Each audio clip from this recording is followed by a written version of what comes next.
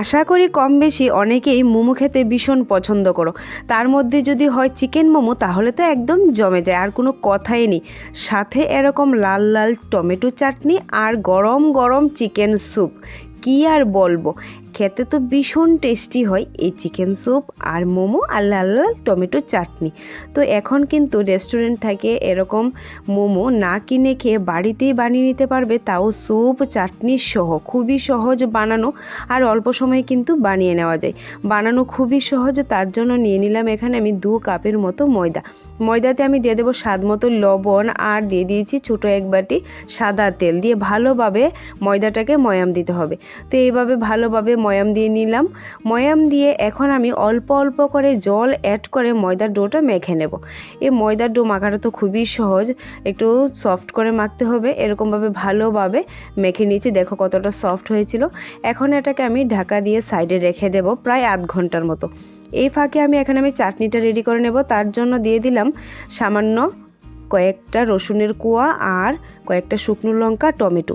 এটাকে একটু সেদ্ধ করে নিয়েছি ভালোভাবে। তো টমেটোটা মাঝখান থেকে কিন্তু একটু কেটে নিতে হবে। তারপরে এগুলির একটা পেস্ট বানিয়ে নেব। এখন কড়াইতে সামান্য একটু দিয়ে দেবো সাদা তেল, তাতে দিয়ে দেবো আমি টমেটো পেস্ট, স্বাদ মতো একটু লবণ, হাফ চামচ চিনি আর দিয়ে দিয়েছি টমেটো কেচাপ। দিয়ে একটু নেড়ে নিয়ে তাতে সামান্য একটু ভিনিগার দিয়ে আবারও ভালোভাবে কিন্তু চাটনিটাকে জাল করে নিতে হবে। এরকম হয়ে গেলেই কিন্তু নামিয়ে নিলে রেডি হয়ে যাবে এরকম লাল লাল টমেটো চাটনি। এখন আমি নিয়ে নেব এখানে হাড় ছাড়া কিছু মাংস। তো মাংসটাকে প্রথমে আমি মিক্সিং জারে দিয়ে এরকম মাংসের কিমা বানিয়ে নিলাম। নিয়ে এখন তাতে দিয়ে দেবো সামান্য একটু আদা আর রসুন বাটা, দিয়ে দেবো পেঁয়াজ কুচি, ধনেপাতা কুচি, সয়া সস, লবণ, গোলমরিচ গুঁড়ো আর দিয়ে দিলাম সামান্য একটু ভিনিগার।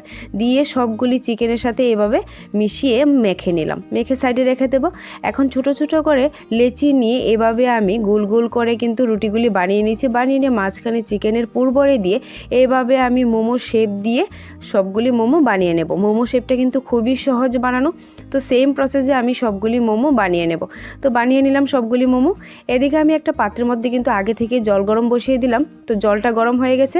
এখন আমি থালার মধ্যে সামান্য একটু তেল ব্রাশ করে সবগুলি মোমো দিয়ে এভাবে ভাপ দিয়ে নামিয়ে নিয়েছি 10 থেকে 15 মিনিট। দেখো মোমোগুলি কতটা সুন্দর হয়েছিল আর কতটা লোভনীয়, সাথে এরকম লাল লাল টমেটো চাটনি আর স্যুপের ভিডিওটা এখানে আমি শেয়ার করলাম না। তোমরা যদি স্যুপের ভিডিওটা দেখতে চাও তাহলে কিন্তু আমাকে কমেন্টে নিশ্চয়ই জানিও, আমি স্যুপের ভিডিওটা তোমাদের সাথে শেয়ার করব। চিকেন স্যুপটা কিন্তু খেতে ভীষণ ভালো হয়, তাও আবার গরম গরম। তো এখানে আজকে আমার বোনরা এসেছিল। আমার বোনরা কিন্তু আজকে খেয়ে টেস্ট করেছিল যে কী রকম হয়েছে। ওরা তো খেয়ে ভীষণ খুশি হয়েছে।